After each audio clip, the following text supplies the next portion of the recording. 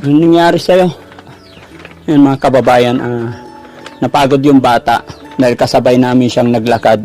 Nagulat na lang ako mga kababayan sa nakita ko na nagni-nebulizer pala siya. Hindi ka ba nahihirapan na yung anak mo is nagsasuffer mula noon hanggang ngayon dahil sa kagustuhan niya makita yung kanyang tatay? So ayun siya ang reason kung ba't nandito ako ngayon, dahil nakita ko lalong-lalo na napakasipa mo sa pag-aaral, paglalakad mo, may ibibigay ako sa'yo. Sana makatulong ito, no? Maraming salamat po. Maraming tulong na po sa pamilya ko. Ayun na isang mapagpalang hapon po mga kababayan. Saan man po kayo naroroon, Luzon, Visayas, Mindanao, kumusta po kayong lahat? Mag-iingat po tayong lahat mga kababayan. Mga kababayan, panibagong araw, panibagong vlog. Sa hapon na ito mga kababayan, kung naalala nyo po si Ayesha na namataan namin paakyat dito sa tuktok ng bundok. Mga kababayan, nung nakapanayan namin, hindi po kami ready. Kaya hindi ko siya nabigyan ng tulong na naaayon sa aking kalooban. Lalong-lalo na't nalaman ko ang tunay niyang katayuan, kalagayan. Nalaman ko na masyadong mahirap yung kanyang pinagdaraanan. Pero bagkus man, mga kababayan, na napakahirap ang kanyang pinagdaraanan, ay aking sinaliksik din dito at napag-alaman ko na medyo malayo yung school na pinag-aaralan niya hanggang sa pag-akyat sa bundok na ito. Kaya mga kababayan, sa hapon na ito, minabuti ng Team Daddy Frankie na babalikan namin siya muli nang sa ganon ay makapag-abot ako ng konting tulong na naayon sa aking kalooban. Mga kababayan, hintayin po natin siya. Alam ko wala siyang ibang dadaanan kung hindi dito dahil nagtanong na po sa baba na hindi pa siya nakaraan paakyat ng bundok. So mga kababayan, samahan niyo po ako. Dire-diretso tayo sa video. A few moments later.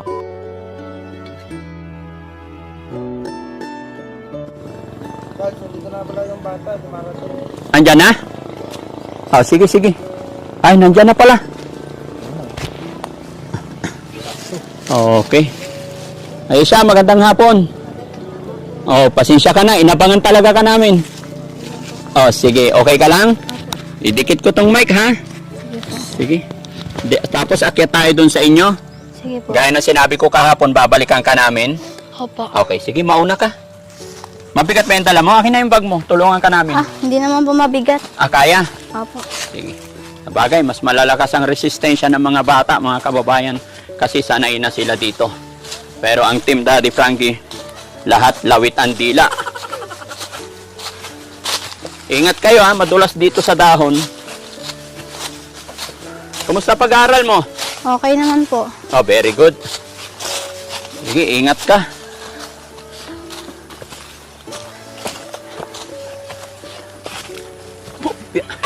Ay siya, mabuti. Hindi ka naman nahihirapan sa pagpapasok mo araw-araw ganito? Sanay na po. Matagal na din po namin itong ginagawa. Sanay ka na. Sige. Anong grade ka na nga pala ulit? Grade 8. Grade 8, okay.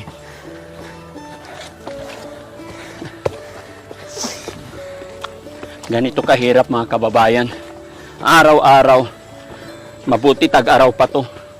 Ano pa kaya mga kababayan pag tag-ulan? Maputik, madulas tong bundok.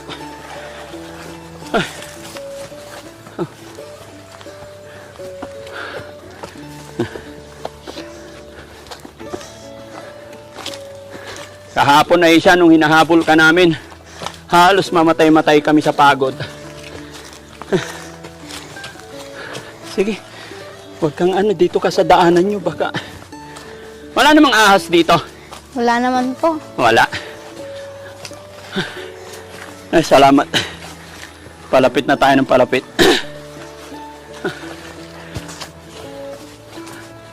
Ayan na. Pawis na ako.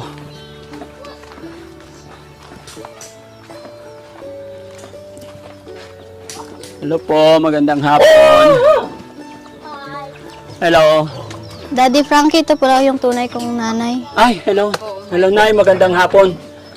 Nandito kami kahapon. Hindi ka namin nakita. Opo. Oh, ikaw pala yung... Pangalan niyo po? Dayan po. Dayan. Oh, may gusto kaming ibigay kay Aisha kaya kami napabalik dito. Pwede bang makausap kayo ulit? Okay.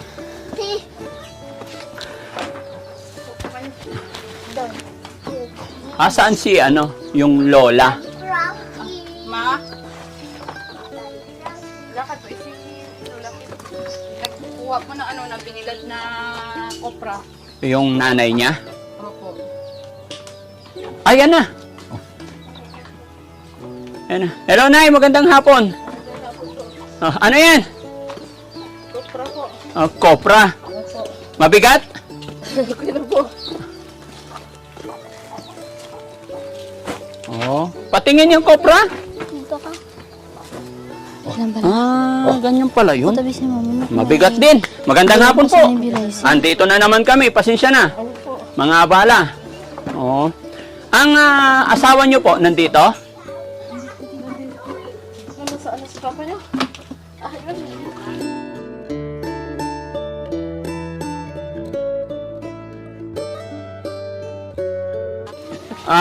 Ayun. Opo.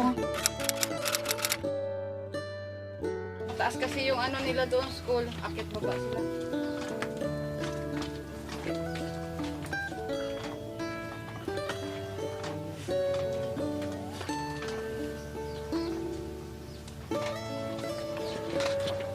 Ano nangyari sa'yo? Yan mga kababayan, napagod yung bata dahil kasabay namin siyang naglakad. Nagulat na lang ako mga kababayan sa nakita ko na nagni-nebulizer pala siya. May hika daw yung bata ayon sa kanyang lola. Pero hindi niya yan iniinda mga kababayan dahil sa kagustuhan niya makapagtapos ng pag-aaral.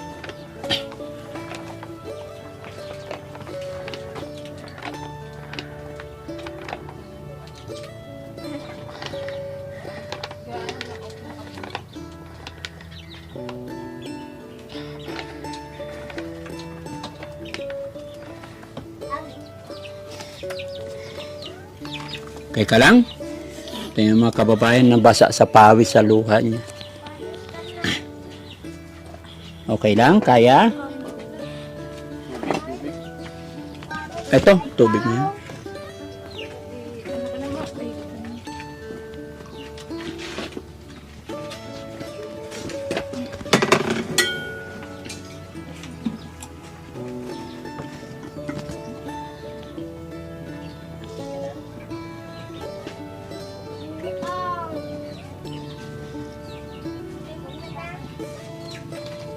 Lagi bang lagi kang nagaganito? Minsan po, pagpagod. So ibig sabihin napagod ka ngayon. Opo, may contest po kasi kami sa school. May contest kayo. Math champ po. Kaya pagdating dito, ganito. Mga kababayan, gulat na lang talaga ako habang kinakausap ko ang kanyang lola. Kaya pala dumire-diretso siya dito. Dahil ganito yung gagawin niya. Ano ba yung, asthma? Anong sakit mo? Wala naman po. Wala naman. Nung po, sinabihan po ako, parang may hyperventilation po ako. Pero hindi naman po yung sakit pag napapagod lang ako. Pag napapagod lang, kailangan mo anong tawag dito? Ano po? Nebulizer, di ba? Paper ventilation po. Paper ventilation lang talagang kailangan. Opo, minsan po pag malala na po nebulizer. Nebulizer na. May nebulizer naman ikaw. Opo. Okay. Sige. So, okay lang. Baka pagod ka na eh. Okay lang. Upo ka doon. Interviewin namin ikaw. Okay naman. Sige. Kanino palang bahay ito? Ito po, tinutulugan po to ng magulang ko po. Yung totoo pong magulang. Yung nanay ko po, tapos yung mga kapatid ko po. Ilan ba yung kapatid mo? 4 po. 4. Okay. Sige. Okay lang. Doon tayo para magkausap. Sige po. Upo ka dito. Yan. Nay, dito ka, Nay. Yan. Tsaka si nanay, dito rin po. Tsaka si tatay. Tay! Sige po, ganyan na po. Tabi kayo. Tapos si tatay dito. Wala po, isa ka bang po? Ay. Ito, ilagay ko yung mic, ha? Lapit ka na lang ng konti, Nay, para makuha ng mic yung ano mo. First, 25 points daw ko. Daw ka. Congrats. Nay, lapit ka konti, Nay. Nagabot na ako, ginawag ako ako na number 16. Winner ko na. So, ayan mga kababayan, no? Salamat sa Diyos at nandito na po tayo sa harapan ng bahay nila Aisha. At thank you din kasi sa pagkakataon na ito, andito po yung tunay na nanay ni Aisha. At syempre si tatay, kahapon na magpunta kami rito, wala si tatay dahil nasa trabaho. Pero siguro ay sa pagkakataon ito is nandito na si tatay, napaaga-aga ang kanyang uwi. Dahil construction din daw trabaho nyo, no tay? Magandang hapon tay. Ayan. At syempre mga kababayan, natagalan nga ka pala ang paghihintay namin kay Aisha dahil meron pala siyang practice. Ano yan? Anong? May math champ po kami ngayon eh. Oh, ano naman na resulta? Kumusta naman? Okay naman po, kaya nanalo naman po. Nanalo ikaw? Opo. Ang galing. Tuloy-tuloy lang. Opo. Ayan. Tay, kumusta po kayo, Tay? Okay naman. Kumusta ang buhay? Okay naman, kahit na mahirap, buhay pa rin. Kahit mahirap. Ano pangalan ni tatay? Edgar, Tatay Edgar, ilang taon na po? 53. So, anong trabaho nyo? Construction. Mula noon hanggang ngayon, construction pa rin. Okay. Tapos si nanay naman, ano pangalan ni nanay? Dayan po. Nanay Dayan. Nanay Dayan, hindi ka namin inaabot dito kahapon. Hindi ka namin na ano, pero napag-usap na kami ni nanay, kaya nalaman ko na yung kwento ni Aisha. At maraming napaiyak sa kahilingan ng bata na gusto niyang makita yung totoong tatay niya. Pwede ba naming malaman kung hindi mo mamasamain kung okay lang? At nga pala, bago tayo tuloy magpatuloy, naka-video po ito. Okay lang na i-upload namin, no? Okay lang. Okay lang din ba na malaman namin yung totoong nangyari? Para, kasi nakikita ko sa pag-uusap namin ni Aisha kahapon, parang marami siyang katanungan sa kanyang sarili na hindi niya pa nauunawaan ang lahat. Pwede ba akong tumabi dyan? Yan, para marinig sa mic. Sige. Sabi kasi ni nanay, parang bunga siya ng hindi napaghandaan, tama ba? Opo. Pwede ba ikwento mo sa amin ang simula? Bali, nag-aaral po ako, 4th year po ako noon. Tapos, nabuntis po ako. Pero, kahit nabuntis po ako, nagtapos po ako ng 4th year. Tapos, sinabi ko po doon sa papa niya na yung tunay na ama na buntis ako. Kaso, nung time na noon, may iba na siyang kasintahan. Kaya sabi niya, hindi daw siya handa. Kaya hindi ko na rin pinilit po. Anong nabuntis ka tapos sinabi mo, ang pagkasabi mo mayroon pala siyang girlfriend? Opo. Nakatuluyan din niya po yun. May anak din po siya doon. Hanggang ngayon? Hindi po. Naghiwalay din po sila. So may asawa ngayon yung tunay na tatay niya? Hindi ko na din po alam ngayon kung may asawa po siya. Nasaan lugar siya? Nandito lang din po. Dito Ibiza. lang din. Opo. Sige, okay lang kahit hindi na natin banggitin pangalan niya. Opo. Kasi gaya na akin sinabi, ayoko rin makasakit. No? Pero, ano to naman ang gagawin natin pag-hide, alam niya sa sarili niya na siya yung tinatapik natin. Kasi ang bata, kahit anong gawin natin, anak niya yan, hindi natin pwedeng ipagkaila. Opo. So ibig sabihin, hanggang ngayon, sa tingin mo ma'am, ano ang reason bakit ayaw niyang tanggapin kahit bilang ama? Dahil ayon sa kanya, kahit hindi siya suportahan, basta makilala lang siya ng tunay niyang ama. Hindi ko din po alam kung ano yung rason sa kanya kasi wala din po ako talagang contact sa kanya. Hindi ko alam. Kasi nung time na sinabi ko na may anak siya, sabi niya hindi daw siya handa. Tsaka may iba siyang gusto na hindi ko na pinilit yung sarili ko. Tapos nalaman ko na lang po na nagkapamilya na siya. Tapos naghiwalay sila. Yun na yung huli kong balita. Okay. Nay, sa ngayon, Kasi nagsabi ang nanay mo noon na nung nabuntis ka, tapos nanganak ka, tapos pinaako mo kay nanay at tatay, tapos nakapag-asawa ka na ulit. Opo. Ilan ang anak mo ngayon? 4 po. Nasaan ang asawa niyo po kung okay lang? Nagtatrabaho po. Nasa trabaho rin. Opo. So, mula nung pinanganak siya hanggang ngayon, hindi nyo ba ulit kinausap yung tatay niya para naman makumpleto masagot yung katanungan ni Aisha? Kahit minsan, di pa kayo nagkita? Hindi na po. Pero siya po, nag-reach out po siya. Nag-add po siya doon sa tatay niya. Pero hindi po siya in-accept. Bagos po, block agad. Binlock agad. Opo. Pero sa sitwasyon ba ni Aisha, Nay, syempre anak mo yan.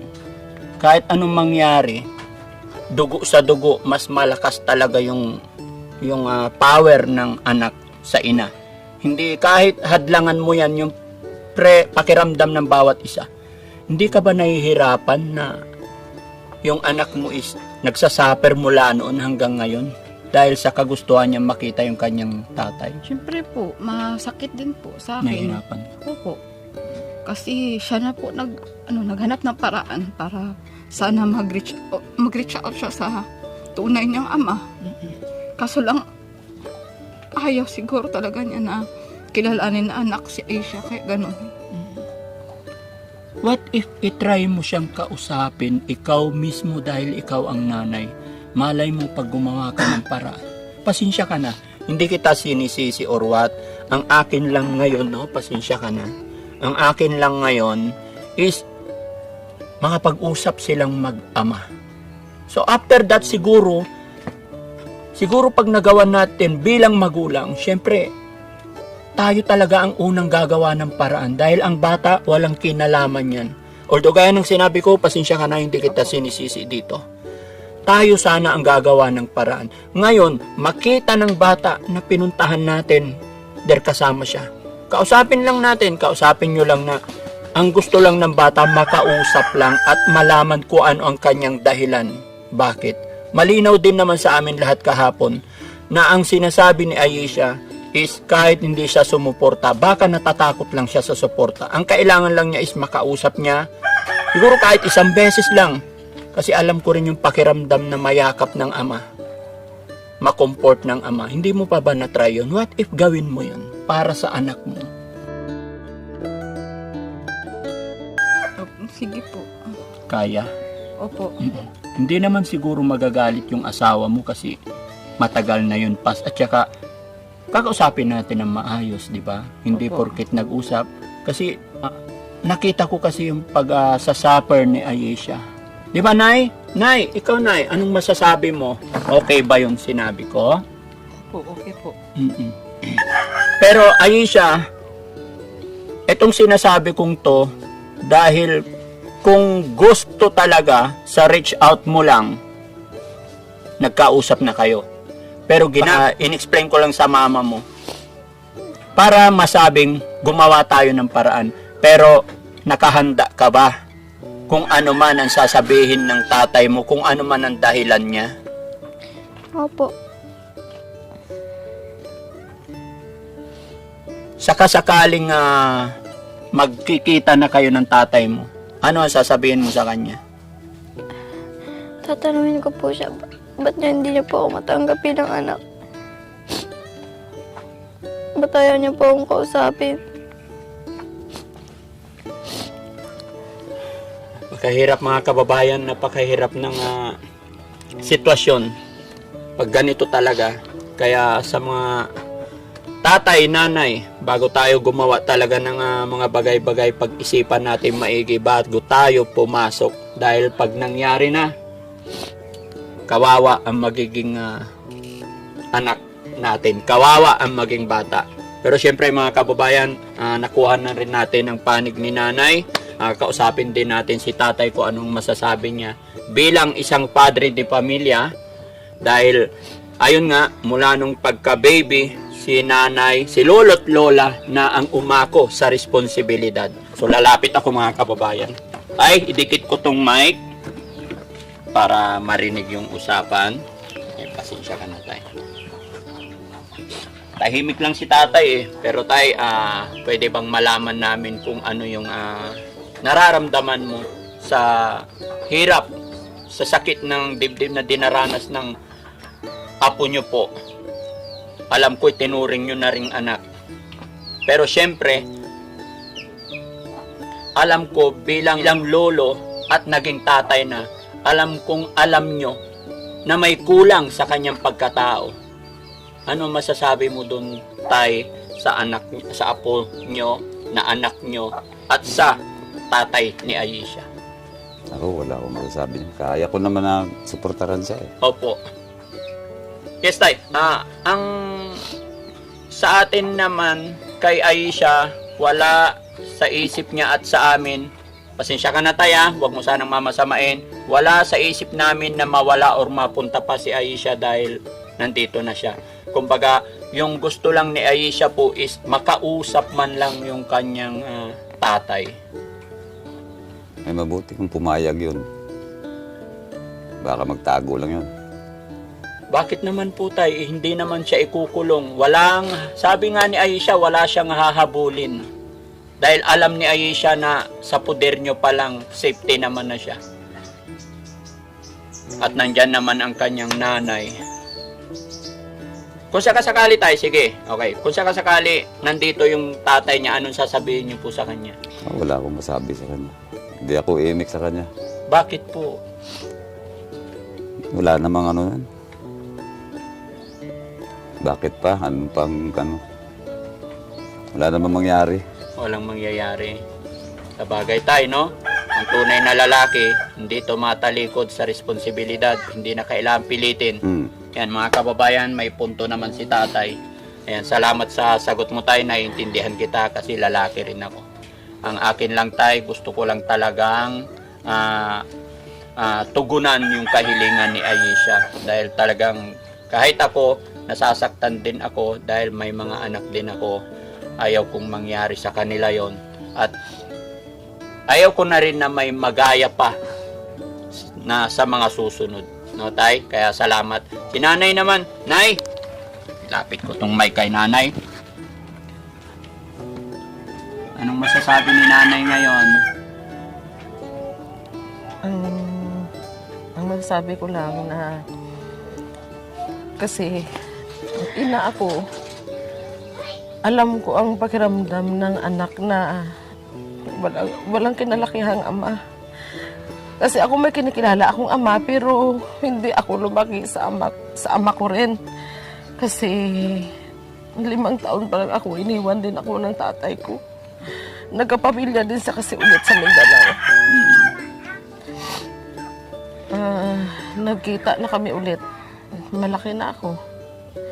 Tapos halos nag-aral ako na sariling sikap ko rin. Nakagraduate ako ng grade 6. Sariling sikap ko na masukan ako bilang katulong para makatapos lang kahit grade 6. Kaya alam ko yung pakiramdam ni Aisha. Ako naman, kung nanonood siya o nakikinig siya, Maririnig niya po ito, Nay. Sige lang. masasabi ko lang sa kanya na kausapin man lang niya. Kasi siguro matatanggal na yung ano ni Aisha kung makausap siya. Kasi hindi naman ni Aisha kailangan yung suporta niya. Baka natatakot lang siya na hihingan siya namin ng suporta para kay Aisha. Kahit pa paano natataguyod naman po namin yung pag-aaral niya. Nagsisikap naman po talaga kami kahit mahirap. Lahat naman ginagawa namin, pag-uuling, yan, pagkukupras, lahat ginagawa ng papa niya pag wala construction, nasa dagat. Para lang makapag-aral siya. Para maging kumpleto yung ano niya. Oo. Mawala na yung agam-agam tanong sa sarili niya. Ano po? Kahit kausapin niya isang bisis, para malaman naman ni Aisha kung anong isasagot niya sa tanong ng bata. Iba kasi, Nay, yung usapan ng magulang sa anak talaga. Sige, Nay, salamat sa iyong sinanay na lang. Nay, isang na lang, Nay, pakiusap na lang. Umiiyak si nanay, mga kababayan. Kasi para doon, pakiusap na lang, Nay, para sa tatay ni Aisha. Kasi I'm sure, mapapanood niya po ito. Sana man lang mabigyan niya ng ng closure yung nararamdaman ni Aisha. Siyempre, nagtatanong din yung bata kung bakit ayaw siya tanggapin, kung bakit hindi siya kinikilalang anak.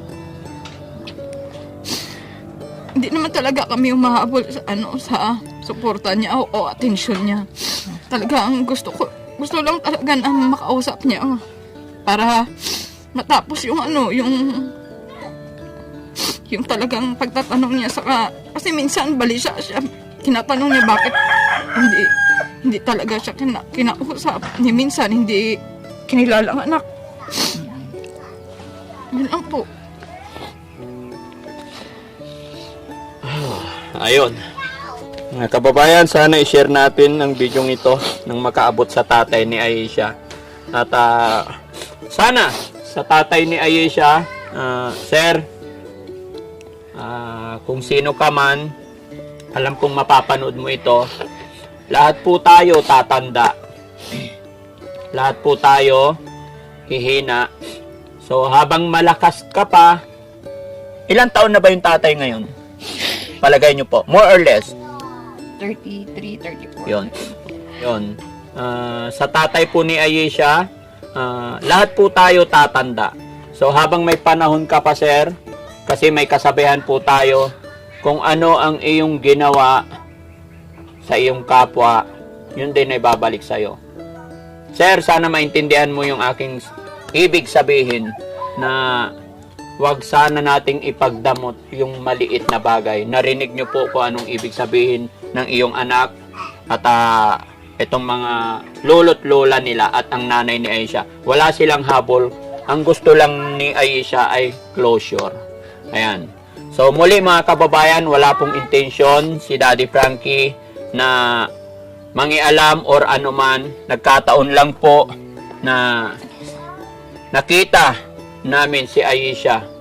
Ang pinakapunto namin dito mga kababayan is makatulong. So Aisha, ang reason kung ba't nandito ako ngayon, dahil nakita ko lalong-lalo na napakasipa mo sa pag-aaral, paglalakad mo, may ibibigay ako sa'yo. Sana makatulong ito, no? Ayan.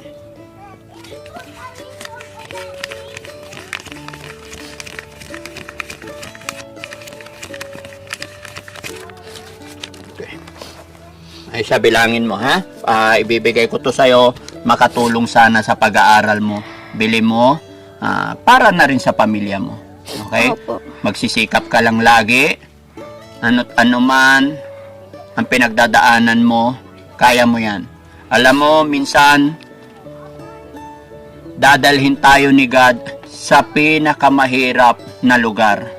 Pero hindi ibig sabihin ay hindi tayo mahal ni God. Maaaring inihahanda ka lang ni God sa mga pangalawang pagkakataon. Diba? Opo. Sinusubukan ka lang niya kung hanggang saan ang tatag at tibay mo. Para pag ibinigay na niya yung mga bagay-bagay na para sa'yo, ay nakahanda ka na at naging matatag ka na. Kaya lagi mong iisipin, ang kabiguan ay hindi pagkatalo. Nilalabanan para lalo kang magtagumpay. Okay? Opo. Sana lumaki kang matatag lagi. So ito para sa'yo. Galing kay Daddy Frankie. 1, 2, 3, 4, 5, 6, 7, 8, 9, 10, 11, 12, 13, 14, 15, 16, 17, 18, 19, 20,000. Maraming salamat po. Malaking tulong na po sa pamilya ko. Lalo na po kayo naghihirap po yung tatay po at nanay ko na makahanap po ng trabaho para po may pangtustos sa pag-aaral ko. Maraming salamat po, Daddy Frankie. Oh. Para sa'yo yan. Deserve mo yan. Binigay ni Daddy Frankie, maluwag sa aking puso. No? Harap. Si Lord na po bahala sa inyong lahat. Opo, Nay. Aisha, Mag-aral kang mabuti. Okay? Kaya mo yan. Yan, perang yan, binigay ni Daddy Frankie yan. Binibigay namin yan na walang kapalit. No? Opo. Kaya kung may pasalamatan man tayo, unang-una si God. Pangalawa, ang ating mga followers, mga viewers. Dahil dyan ko rin kinukuha yung mga itinutulong ko sa mga tao kagaya nyo. Maraming salamat sa inyong lahat. Maraming salamat. Salamat na rin po sa Panginoon kasi dinala kayo dito. Opo. Maraming salamat sa inyo. Lalo na sa iyo po. Sa iyo, Daddy Frankie. Yes. Maraming salamat po. Opo. Hindi namin talaga gagalawin yan kasi ilang taon na lang magkakalis na siya. Pagdagdag din yan. Kaya maraming salamat talaga. Maraming salamat kasi sa Panginoon, sa inyong lahat. Kasi dinala kayo dito. Sa Panginoon. Ang Panginoon kasi siguro nakikita naman yung paghihirap namin. Kaya siguro parang siya rin ang may na dinala kayo dito. Opo. Totoo po yan, Nay. Maraming salamat. Si Lord na lang po ang bahala sa inyo lahat. Ano man ang dumating ngayon, ano man ang nangyari ay kagustuhan po ng Panginoon. Hindi po ito magaganap kung hindi ibig ng Panginoon. Kasi maging ako, maging ang Team Daddy Frankie ay kasangkapan lang po yan ng Panginoon. Kaya thank you Lord po talaga dahil may natulungan na naman ang Team Daddy Frankie. Ayan. Maraming salamat Yeah. po. Nay, ano masasabi ni Nanay? Umiiyak si Nanay. Maraming salamat po sa inyong lahat. Lalo na po sa inyo. Dahil ginamit po kayo ng Panginoon na ipadala para matulungan si Aisha. Kasi talagang kailangan po niya ng tulong eh. Kasi nagpo-problema po yan kasi kailangan talaga niya ng pera. Kaya nga nagtitinda yan eh kahit ano. Magsa-sideline po yan na magtinda. Kasi gusto niya makaipon. Kailangan niya kasi bumili ng laptop niya para sa pag-aaral. Dahil kailangan niya talaga. At saka, gusto niya talaga na makapagtapos. Di bale, andito naman si Lolo't Lola at alam kong nandito ka, alam kong hindi nyo siya pababayaan. At syempre, sa gabay ng ating Panginoon. Huwag lang kayong mawala ng pag-asa. Pag-pray natin na sana makabalik pang muli si Daddy Frankie. No? Ayan, basta laban lang. Ayan. So, ayun mga kababayan, mga kabarangay, no? Maraming salamat po muli sa inyong lahat.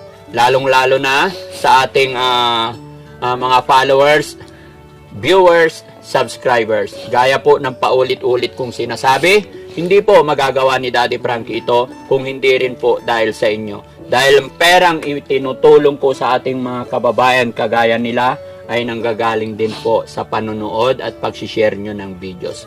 Kaya mga kababayan, kulang ang salitang pasasalamat manggagaling kay Daddy Frankie. At syempre, pasalamatan ko rin ang Team Rise Above magmula kay Tita Honey S, Lisa Leabres, Linlin Garrido. Ayan. Sa lahat po ng Team Rise Above, maraming salamat. At syempre, sa aking napaka-supportive na asawa, si Aling Rochelle, saan man ako naroon, always nakasupport sa akin.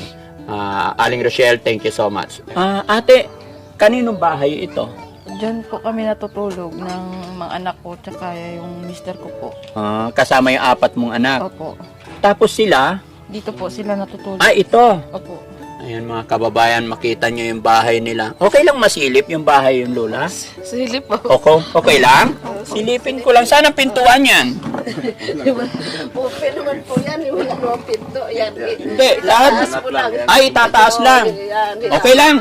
Opo. Ayan mga kababayan, tignan nyo po. Sako lang. Paano yan na pag tag-ulan? Di kayo nababasa? Hindi naman po. Malamig. Ay, maganda nga kung malamig kasi para hindi nagagamit ng electric fan. So, ibig sabihin, kasama nyo si Aisha dyan. Opo, kami na. Dyan na siya lumaki. Opo, dyan kami magkatabi kaming 3. Kasi si Oh. papa nila doon natutulog. Aisha, dito ka sa lula mo ay. Mama mo. Ayun. Basta, sige, laban lang ha. Opo. Masyadong napakababaw ng luha ni Aisha, mga kababayan. Kapati ako nadadamay, napapaiyak din ako bigla. Ayan. So, okay na tayo ha? Ipag-pray mo lang. Pag-pray lang natin, malay mo. Baka makabalik ako ulit dito, makadaan ako ulit. No? Opo. Okay. So, salamat po. God bless po.